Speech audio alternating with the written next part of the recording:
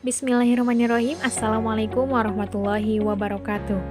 Perkenalkan, nama saya Anissa Alinia dengan NIM 118206616 dari Pendidikan Biologi UIN Sunan Gunung Jati Bandung akan menjelaskan mengenai biokimia hormon.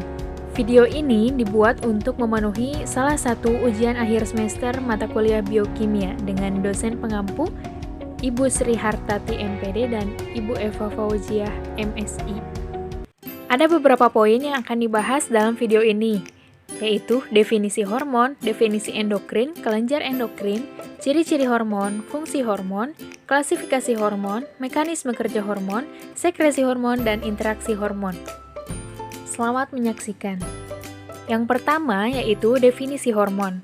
Hormon berasal dari kata hormein yang berarti memacu atau merangsang. Hormon adalah senyawa organik yang dihasilkan kelenjar endokrin dan disekresikan oleh sejenis jaringan dalam jumlah yang sangat kecil yang dibawa oleh darah menuju target jaringan lain di bagian tubuh. Lalu, apa itu endokrin?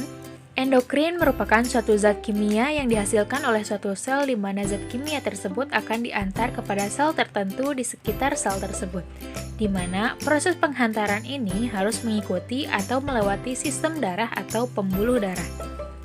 Sementara kelenjar endokrin adalah suatu kelenjar yang tidak mempunyai saluran, tapi ia mensekresikan senyawa kimia atau dalam hal ini hormon ke dalam pembuluh darah.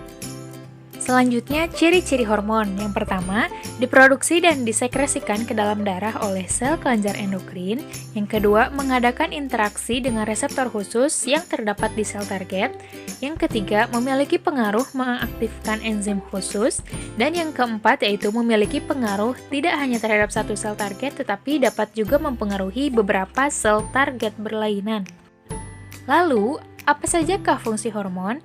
Fungsi hormon yang pertama untuk memproduksi atau memanfaatkan dan menyimpan energi, yang kedua menjaga lingkungan internal, yang ketiga tumbuh dan berkembang, dan yang terakhir yaitu untuk reproduksi. Selanjutnya, klasifikasi hormon berdasarkan reseptor. Yang pertama ada reseptor intraseluler dan reseptor membran. Pada reseptor intraseluler ini mempunyai sifat lipofilik atau hidrofibik yang artinya tidak larut dalam air, sedangkan reseptor membran memiliki sifat hidrofilik atau lipofobik yang artinya larut dalam air. Kemudian reseptor intraseluler memiliki protein pengangkut, sedangkan reseptor membran tidak memiliki protein pengangkut. Reseptor intraseluler memiliki paruh waktu panjang dalam kisaran jam hingga hari. Reseptor membran memiliki waktu paruh pendek dalam kisaran menit.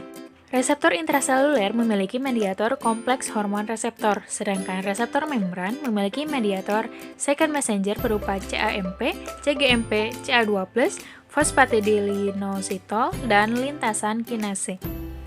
Adapun contoh reseptor intraseluler yaitu hormon-hormon steroid seperti estrogen, glukokortikoid, mineralokortikoid, progestin, kalsitriol, androgen, dan hormon tiroid. Sedangkan reseptor membran memiliki contoh ACTH, SDH, FSH, HCG, lipoprotein atau LPH, luteinasi atau LH, TSH, parasitoid atau PTH, glukogen, insulin, adrenalin, dan non-adrenalin. Selanjutnya, klasifikasi hormon berdasarkan struktur kimia, yaitu steroid, asam amino, peptida, dan asam lemak. Yang pertama adalah steroid. Steroid adalah hormon yang dihasilkan dari metabolisme dan proses konversi dari kolesterol yang mengandung 27 buah atom karbon, larut dalam lemak, dan dihasilkan oleh kelenjar adrenal, alat reproduksi atau gonad, dan plasenta.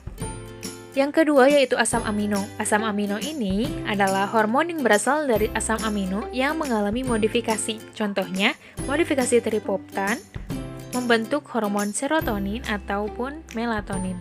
Yang ketiga adalah peptida. Peptida ini adalah hormon yang disusun oleh beberapa asam amino menjadi peptida. Contohnya, TRF dalam bentuk tripeptida dan vasotosin, isotosin. Yang keempat yaitu asam lemak. Asam lemak ini adalah hormon yang berasal dari biosintesis dari asam lemak yaitu arachidonic dan homogamma linolerat yang menghasilkan prostaglandin. Selain klasifikasi hormon berdasarkan reseptor dan struktur kimianya, ada juga klasifikasi hormon berdasarkan fungsinya, yaitu hormon metabolisme, contohnya growth hormone atau GH dan tiroksin, hormon pengatur metabolisme air dan mineral, contohnya aldosteron, vasotonin, dan calcitonin, kemudian hormon perkembangan, contohnya estrogen, progesteron, relaksin, dan endokrin, kemudian hormon pengatur sistem kardiovaskuler, contohnya hormon epinefrin, dan hormon trofik, contohnya TSH, FSH, dan LH.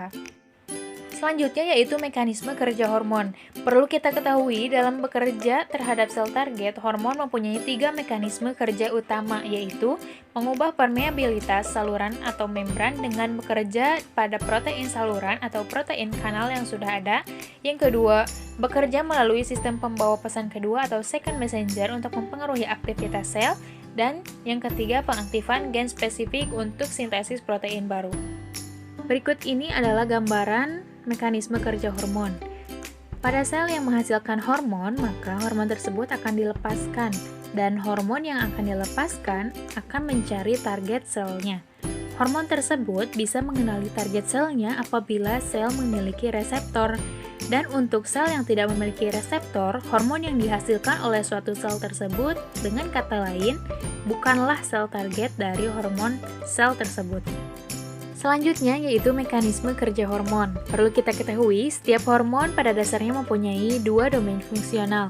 Yang pertama domain pengenal yang akan mengikat hormon, dan domain sekunder yang akan menghasilkan transduksi sinyal yang merangkaikan pengaturan peristiwa di intrasel. Ada 2 macam reseptor. Yang pertama, reseptor hormon yang mengikat hormon di luar sel atau di membran sel. Yang kedua, reseptor yang mengikat hormon secara intraseluler, yang mana respon di hormon tersebut berada di dalam sel. Biasanya berada di dalam sitoplasma, di mana reseptor-reseptor yang ada di sitoplasma akan sangat mempengaruhi transkripsi dari satu gen. Berikutnya, gambar hormon-hormon yang larut dalam air dan memiliki reseptor di membran sel. Pada gambar 1 ini, hormon yang memiliki reseptor di membran tersebut belum berikatan dengan reseptornya. Maka, keseluruhan second messenger yang ada pada membran sel tersebut masih dalam keadaan inaktif. Adapun aparatus yang ada pada membran sel tersebut merupakan protein G yang berwarna hijau atau kompleks adanya siklase yang berwarna kekuningan. Kemudian, pada gambar 2, hormon telah melekat pada reseptor, maka ikatan hormon dan reseptor ini akan mengaktifkan kompleks protein G yang berwarna hijau. Jika protein G yang berwarna hijau sudah teraktivasi, maka ia akan mengeluarkan GTP. Pada gambar ketiga ini, terlihat bahwasannya GTP yang berwarna hijau akan melekat pada adenilat siklase yang berwarna kekuningan. Hal ini akan membuat adenilat siklase ini teraktivasi oleh GTP. Dan adenilat siklase yang teraktivasi oleh GTP akan menghasilkan suatu senyawa yang bernama CAMP. Baik itu GTP, adenilat siklase aktif, dan CAMP masuk ke dalam secondary messenger. Lalu, bagaimanakah mekanisme hormon pada sitoplasma? Pada awalnya, hormon harus mampu menembus membran sel. Setelah menembus membran sel, maka barulah hormon tersebut akan berikatan dengan reseptor yang ada di sitoplasma. Kompleks ikatan reseptor dan hormon tersebut kemudian akan menembus nukleus, dan kemudian akan mempengaruhi proses sintesis protein, yaitu proses translasi. Selanjutnya kita akan membahas mengenai sekresi hormon. Beberapa hormon seperti epinefrin dan norepinefrin disekresi setelah kelenjar mendapat stimulus dan akan tanggap dalam beberapa detik hingga menit. Dalam hal ini dapat kita garis bawahi bahwasannya tiap hormon mempunyai karakteristik waktu efek yang berbeda serta durasi yang berlainan dalam rangka kontrol dan homeostatis tubuh. Selanjutnya yaitu interaksi hormon. Ada 3 macam interaksi hormon yang telah diketahui, yaitu sinergisme. Dalam interaksi sinergisme ini, saat 2 hormon saling berinteraksi di jaringan target, kombinasi efek kedua hormon tersebut lebih besar. Dengan kata lain, efek kombinasi kedua hormon lebih besar daripada hanya efek yang dihasilkan dari satu jenis hormon. Yang kedua yaitu permisif. Interaksi permisif saat satu hormon meningkatkan responsivitas jaringan target terhadap hormon kedua. Dengan kata lain, hormon yang pertama akan meningkatkan aktivitas hormon yang kedua. Dan yang ketiga yaitu antagonisme. Efek antagonisme terjadi apabila salah satu hormon bertindak berlawanan dengan efek hormon lain. Baiklah, demikian yang dapat saya sampaikan. Mohon maaf apabila terdapat kesalahan. Yang terakhir, wassalamualaikum warahmatullahi wabarakatuh.